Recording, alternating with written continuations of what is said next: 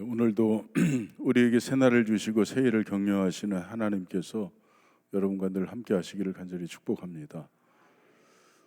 제가 이쪽에 앉아 계신 분들을 제가 잘 몰라서 길에서 만나도 우리 교회 성도님이신지 모르는 분들이 종종 있습니다. 그래서 격주로 이번 주에는 제가 저쪽에서 인사를 하고 다음 주에는 이쪽에서 중앙에서 인사하도록 그렇게 하겠습니다. 어쨌든 얼굴이라도 좀 한번 뵀으면 하는 궁여지책으로 그렇게 왔다 갔다 할 테니까 줏대 없다고 생각하지 마시고 널리 양해해 주시기 바랍니다. 오늘 김철수 전 시장님 우리 함께 예배 드리게 되는데, 그리고 그 옆에 염하나 의원님도 함께 예배 드리게 되었습니다.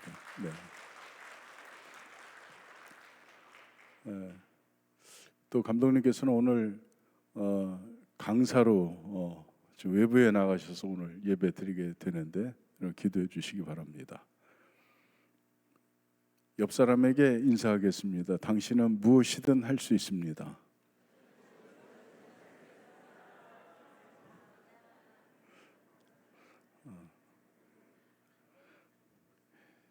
믿음을 갖고 하시기 바랍니다. 사랑하는 성도 여러분, 우리의 인생에는 누구나 광야 같은 길을 지날 때가 있습니다. 길이 보이지 않을 때가 있고 아무리 노력해도 상황이 변하지 않는 때도 있습니다. 우리가 아무리 간절히 기도해도 응답이 없는 것처럼 느껴질 때 우리는 무너지게 됩니다. 내일이 오늘보다 나을 것이라는 확신조차 흐려질 때가 있습니다. 이럴 때 우리는 마음이 지치고 고독감을 느끼게 됩니다. 주위를 둘러봐도 아무도 없습니다. 마치 홀로 남은 것 같습니다. 그리고 그럴 때 우리는 제자리에 멈추어 서게 됩니다. 방법도 찾을 수 없고 길도 없는 것 같습니다. 어떤 노력을 해도 어떤 수고를 해도 허사가 되는 경우도 있습니다. 어떤 곳에서도 의미를 찾을 수 없습니다. 이때를 광야라고 말합니다. 어쩌면 지금 여러분이 지나고 있는 이때가 광야일 수도 있습니다.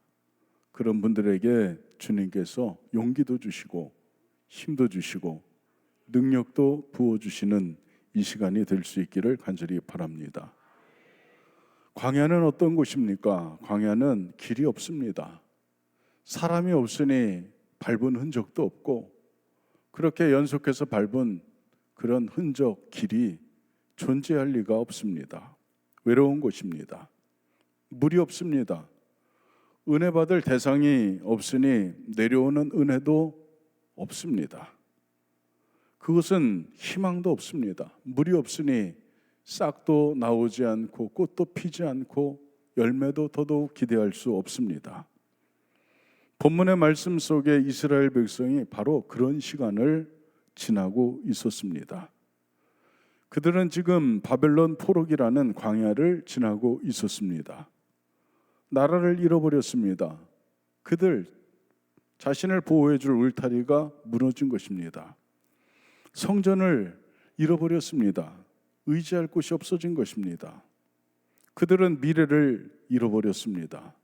그들에게 더 이상 희망은 남아있지 않습니다. 그런 바로 그때 하나님께서 광야에 갇힌 이스라엘 백성들에게 오늘 말씀을 주신 것입니다. 이사야서 43장 19절을 보니까 보라, 내가 새 일을 행하리니 이제 나타낼 것이라. 반드시 내가 광야의 길을 사막의 강을 내리니. 광야에 갇혀서 심하는 이스라엘 백성들에게 하나님께서 내가 반드시 광야의 길을 내고 사막에 강을 낼 것이다, 이렇게 선포하신 것입니다.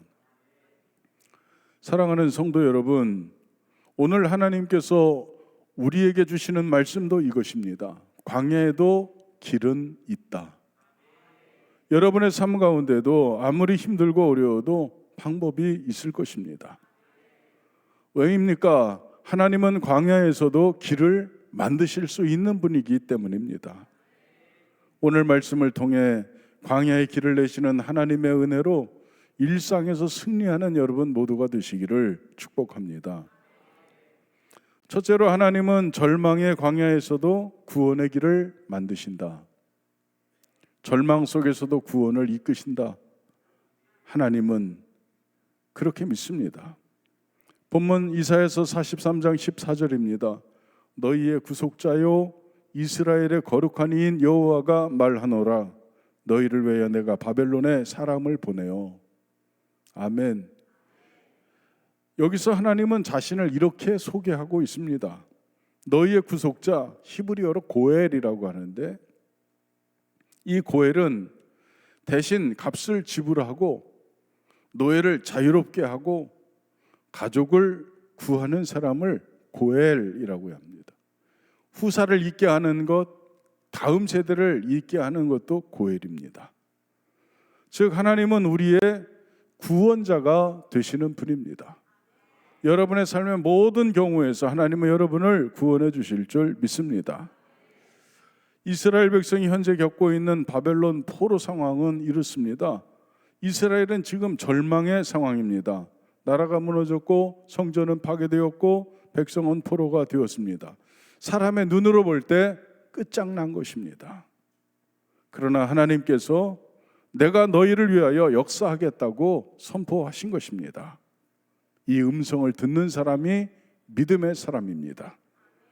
여러분의 마음에도, 여러분의 귀에도, 여러분의 심령에도 이 말씀이 들어갈 수 있기를 간절히 축복합니다.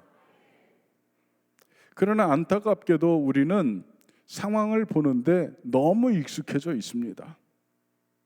우리는 상황을 판단합니다. 야, 내가 할 수 있겠다, 없겠다. 상황이 힘들다, 어렵다. 우리는 이미 통계를 머릿속에 두고, 그리고 얼만큼의 할 것, 얼만큼 가능한지에 대한 경계도 정해놓고, 그리고 능력의 한계도 우리는 이미 정해놨습니다. 상황을 보는데 우리는 너무 익숙합니다. 그래서 현실에 안주하고 쉽게 포기하고 자기 연민과 자기 합리화라는 올무에 걸리는 가장 근원적인 원인은 바로 상황을 보는데 익숙한 우리들의 눈 때문입니다. 그러나 역사를 만드시는 하나님을 바라보는 사람은 미래에 도전합니다. 실패에 묶이지 않고 다시 일어섭니다. 핑계대지 않습니다. 자신의 실수를 찾아내고 마침내 고칩니다. 같은 잘못을 반복하지 않는 지혜로운 승리자로 마침내 서는 것입니다. 그러니 여러분, 상황을 보는 눈에서 하나님을 보는 눈으로 여러분의 시선을 옮겨 놓을 수 있기를 바랍니다. 여러분은 현상 너머에서 역사를 만들어 가시는 하나님의 능력을 먼저 볼 수 있는 믿음의 사람이 되어야 합니다. 이스라엘 백성들이 홍해 앞에 섰을 때에도 길은 없었습니다. 앞에는 건너는 것이 불가능한 바다가 있었고, 뒤에는 도저히 이길 수 없는 강력한 애굽 군대가 질풍처럼 달려오고 있습니다. 그러나 이런 절망의 현장에서 하나님은 이스라엘 백성들에게 이렇게 선포하셨습니다.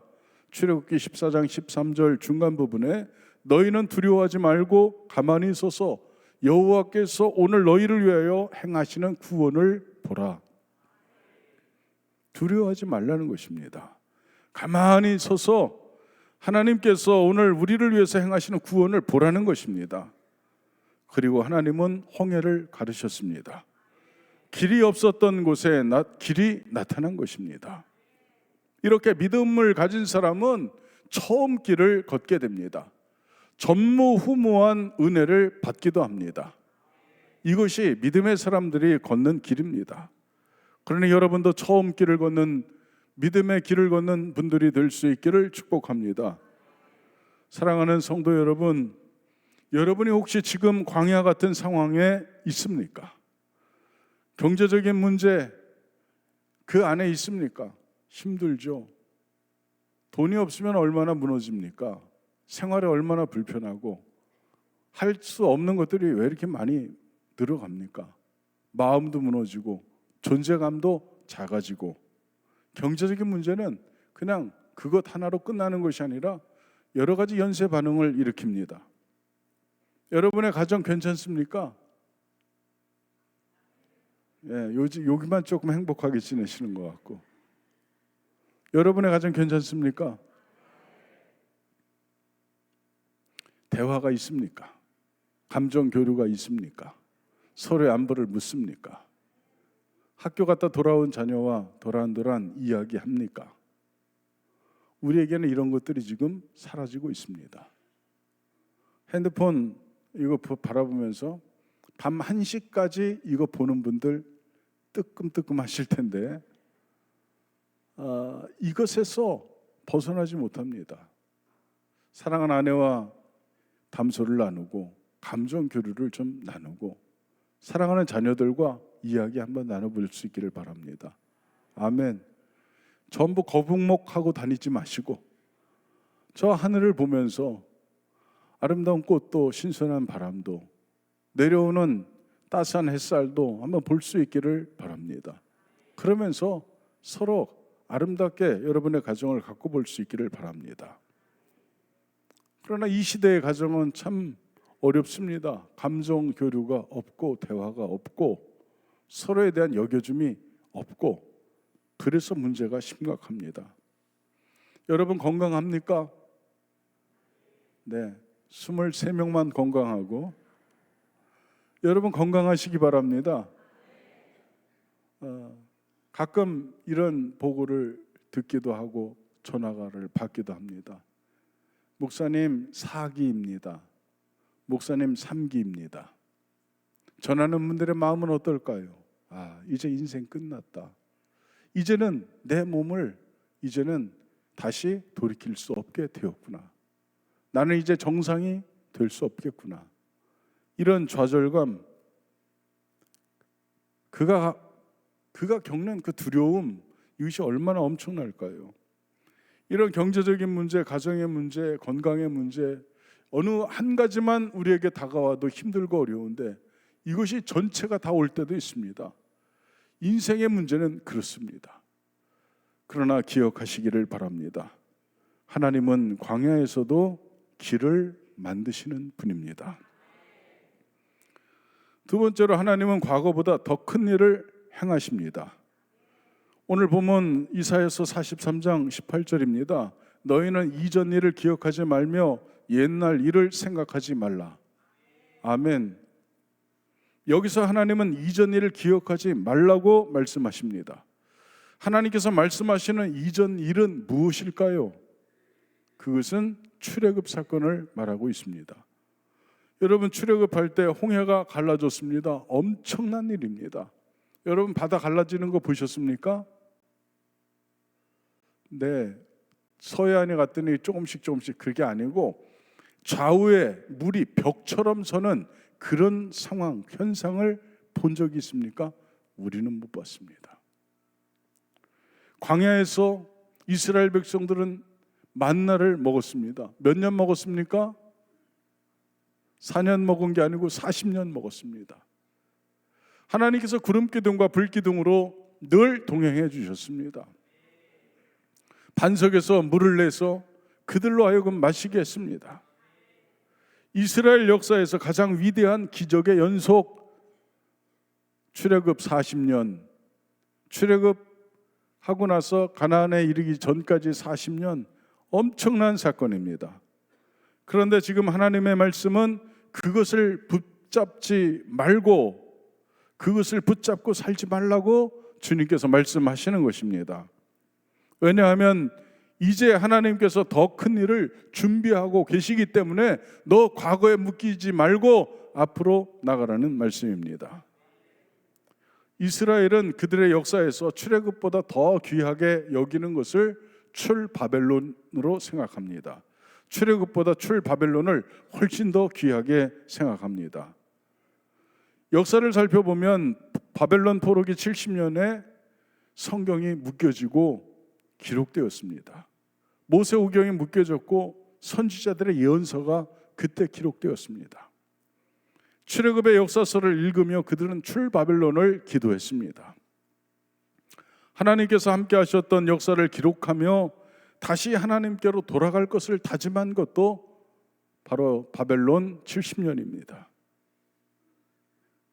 하나님을 찬양한 시를 150편으로 묶은 것도 그 시기입니다. 위대한 신앙의 고백을 자신들의 고백으로 삼은 기간입니다. 바벨론 포로기 70년은 유일하신 하나님을 인정한 신앙의 새로운 출발점이 된 것입니다. 하나님은 새 일을 행하시는 분입니다. 오늘 본문 이사야서 43장 19절에 보니까 보라 내가 새 일을 행하리니, 여기서 말하는 새 일은 히브리어로 하다시라고 하는 단어인데, 이것의 의미는 전혀 새로운, 비슷한 것이 아니라 전혀 새로운 새 역사를 이야기합니다. 전에 없었던, 이전에는 너희들이 이것을 볼 수 없었다, 이러한 완전한 새 것을 이야기합니다. 완전히 다른 것을 의미합니다.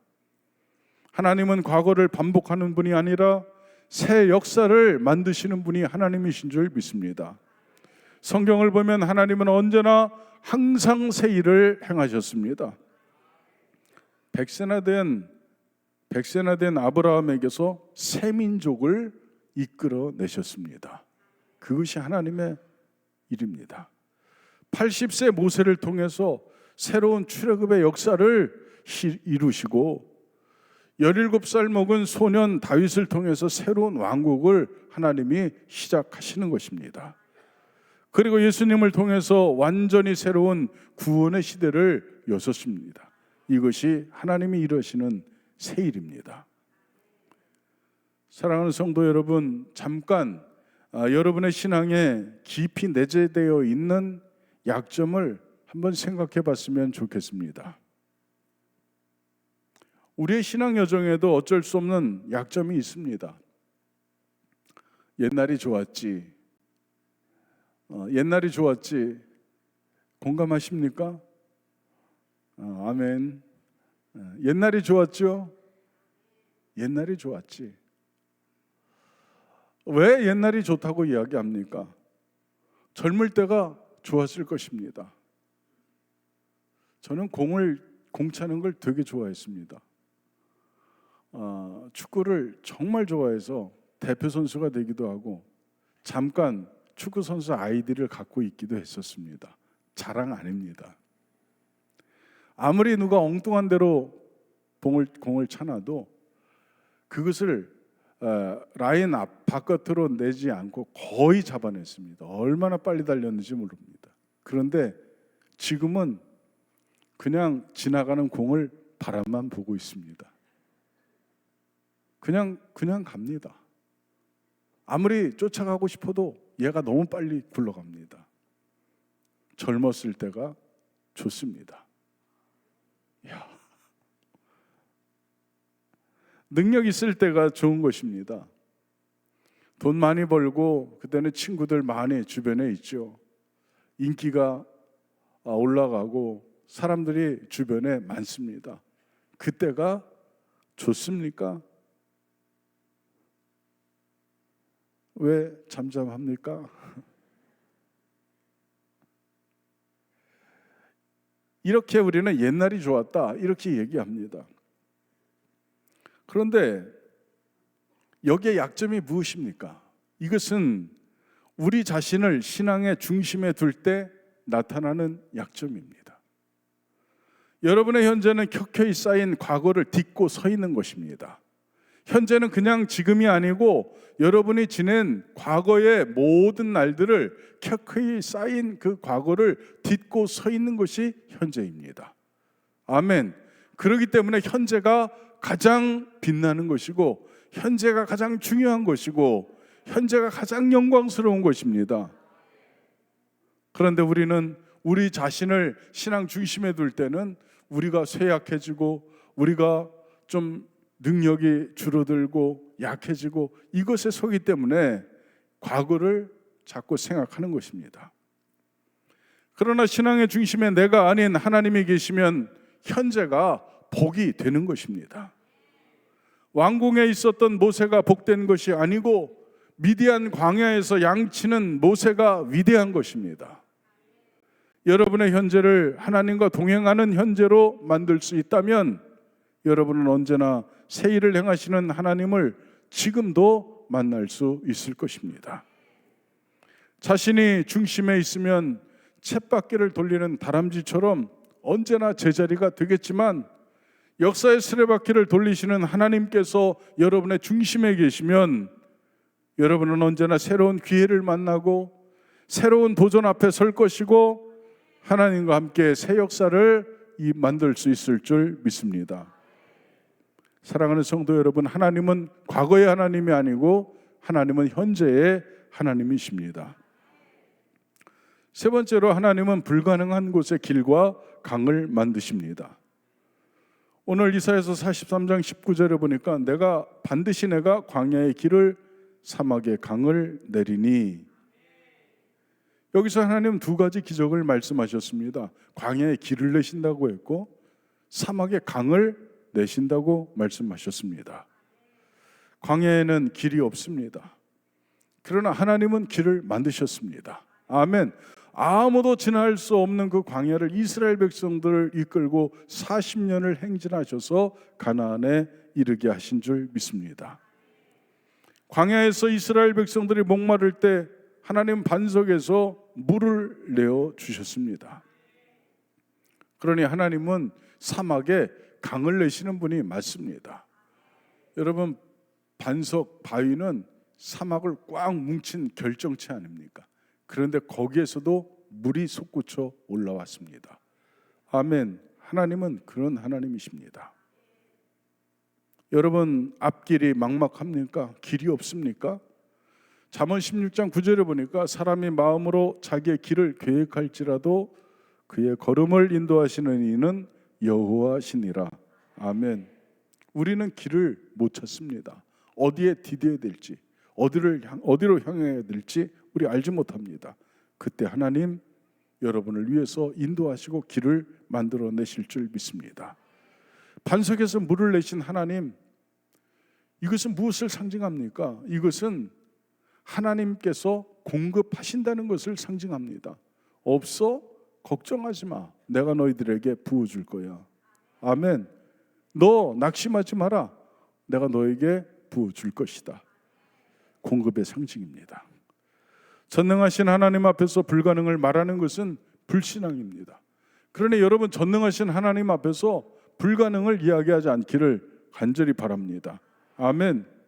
여러분 눈에 보이는 모든 것은 처음에 다 불가능한 것이었는데 하나님, 전능하신 하나님을 의지하고 도전한 결과 여러분 눈앞에 다 나타나는 것입니다. 그러니 여러분, 주님의 은혜 가운데 불신앙을 갖지 말고 전능하신 하나님 앞에 믿음을 가질 수 있기를 바랍니다. 민수기 11장에 보면 이스라엘 백성들이 하나님 앞에 고기를 달라고 합니다. 이스라엘 백성들이 광야에서 주로 먹은 주식이 뭐냐면 만나입니다. 만나. 여러분, 만나가 무슨 뜻인지 아시죠? 만나가 무슨 뜻이냐면 이게 뭐냐? 이게 만나입니다. 야, 이게 뭐냐? 도대체 이게 뭐냐? 이게 만나입니다. 그런데 이걸 몇 년 먹은 거예요? 40년 먹었어요. 그런데 처음 먹었을 때는 꿀 섞은 과자 같더라, 그렇게 됐습니다. 그런데 이것을 계속 먹다 보니까 이스라엘 백성들의 이 만나가 그만 싫어졌습니다. 이 박한 음식을 우리가 싫어한다. 그러면서 이스라엘 백성들이 모세에게 원망합니다. 차라리 우리가 애굽에 고기가마 곁에 있을 때 죽는 것이 나을 뻔했다. 우리는 이 박한 음식을 싫어한다. 고기를 달라고 아우성칩니다. 백성들이 모세에게 울며 매달릴 때 모세는 감당할 수가 없는 백성들의 요구 앞에 무너지고 맙니다. 민수기 11장 15절에 내게 은혜를 베푸사 즉시 나를 죽여 내가 고난당함을 내가 보지 않게 하옵소서. 모세가 얼마나 힘이 든지 하나님 즉시 저를 죽여주세요. 그래서 나로 하여금 내 이 고난에서 나를 좀 벗어나게 해주세요. 이렇게 하나님 앞에 기도할 만큼 모세는 무너졌습니다. 요만할 때 엄마 이거 해줘, 엄마 이거 줘, 엄마 이거 좀 해줘. 그럼 엄마가 주고는 싶은데 없죠. 그러니까 엄마가 뭐라고 얘기하십니까? 나중에 야 이놈아 나를 잡아먹어라, 나를 잡아먹어라. 얼마나 속이 상하실까요? 무너지는 거죠. 하나님께서 그런 모세에게 말씀하셨습니다. 내가 이 백성의 고기를 주어 먹게 할 것이다. 열흘이나 20일이 아니고 코에 냄새가 나서 먹지 못할 때까지 30일을, 한 달 동안 먹이겠다. 그렇게 말씀하셨습니다. 그때 모세가 하나님 앞에 대답한 것이 무엇입니까? 아니 하나님, 나와 함께한 군대만 60만인데 양떼인들 속하며 소떼인들 족하겠습니까? 바다의 모든 고기를 잡아온들 이 백성을 어떻게 먹입니까? 그렇게 하나님 앞에 이렇게 하나님 앞에 이야기합니다. 그때 하나님께서 민수기 11장 23절에서 이렇게 말씀하셨습니다. 여호와의 손이 짧으냐? 내가 이제 내 말이 내게 응하는 여부를 보리라. 아멘. 여호와의 손이 짧으냐? 여호와의 손이 짧아졌느냐? 내가 못할 것 같으냐? 그렇게 모세에게 말하는 것입니다. 모세의 계산으로는 양떼도 소떼도 바다의 모든 고기도 이 60만 이상 되는 장정만 60만, 보행자 240만, 그 어마어마한 인구를 한 달 동안 어떻게 고기를 먹입니까? 그런데 하나님은 하신다는 것입니다. 사랑하는 성도 여러분, 전능하신 하나님 앞에서 불가능을 말하는 것은 불신앙입니다. 그러나 여러분 도전하시기를 주님의 이름으로 축복합니다. 은혜를 베푸시는 하나님은 목적이 있습니다. 이사야서 43장 21절에 보니까 이 백성은 내가 나를 위하여 지었나니 나를 찬송하게 하려 함이니라. 하나님께서 이 백성을 지었는데 이 백성이 나를 찬송하게 하려고 내가 지었다는 것입니다. 얼마나 욕심꾸러기십니까? 그런데 오해하지 않기를 바랍니다. 하나님께서 광야에 길을 내시고 사막에 강을 내시는 목적이 하나님의 영광을 위해서라고 기록되어 있지만 이것을 이렇게 뒤집어 보면 눈물 날 정도로 감사한 일입니다. 나의 삶의 자리에 오셔서 구원의 은혜를 베푸시고 사랑과 축복으로 돌보시는 것은 그분께서 우리를 지으셨기 때문이라고 말씀하십니다. 아멘. 너희는 내 자녀라는 것이에요. 너는 내 아들, 너는 내 딸, 그것입니다. 그래서 하나님께서 우리에게 안 주시는 것이 없습니다. 하나님은 우리의 아버지시요, 그래서 우리의 찬양을 받으실 유일한 대상이 되시는 분입니다. 사랑하는 성도 여러분, 광야에도 길이 있습니다. 하나님은 절망 속에서도 구원의 길을 내신다고 했고 과거보다 더 큰 일을 행하신다고 하셨습니다. 불가능한 곳에 길과 강을 만드신다고 했으니 여러분 다시 한번 도전하시기를 축복합니다. 여러분 혹시 지금 여러분의 인생 광야에 있습니까? 길이 보이지 않습니까? 막막합니까? 그러나 광야에도 길이 있습니다. 사람이 만들 수 없는 길을 우리를 위해서 아버지 하나님은 만들어 주실 줄 믿습니다. 저는 자전거를 아버지에게 배웠습니다. 옥산 초등학교 운동장에서 배웠는데 아버지가 저를 데리고 운동장에 가셨습니다. 그리고 자전거에 그 높은 안장에 저를 앉혀놓고 앞으로 가라는 겁니다. 페달을 밟기만 하면 된다. 그리고 아빠가 뒤에서 잡고 있다. 무조건 앞으로 가. 그래서 이렇게 구르는데 저는 앞으로 가면서 이렇게 비쩍비쩍하죠. 처음에 아빠 잡고 있지? 그럼. 아빠 잡고 있는 거 맞지? 그럼. 걱정하지 말고 계속 가. 가다가 아빠 잡고 있는 거 맞지? 그럼 잡고 있지. 그리고 뒤를 돌아봤는데 아버지가 잡고 있지 않고 그냥 옆에서 오시는 거예요. 그걸 보는 순간 탁 넘어졌어요. 그런데 아버지가 하시는 말씀이 교환아, 네가 저기부터 여기까지 너 혼자 타고 온 거야. 너는 이미 자전거를 탈 수 있어. 너는 할 수 있어. 그날 배웠습니다. 자전거 뛰었습니다. 여러분, 하나님 아버지, 우리의 부모가 우리에게 시련을 주시는 이유는 분명합니다. 더 빨리 달릴 수 있는 능력을 주시기 위해서, 더 큰 일을 할 수 있는 힘을 주시기 위해서 여러분에게 작은 시련과 어려움을 주시는 것입니다. 그러니 오늘 다시 한번 도전하는 여러분 되시기를 바랍니다. 환경에 눈 뺏기지 말고 전능하신 하나님을 바라보면서 다시 한번 힘내시는 여러분 되시기를 주님의 이름으로 축복합니다.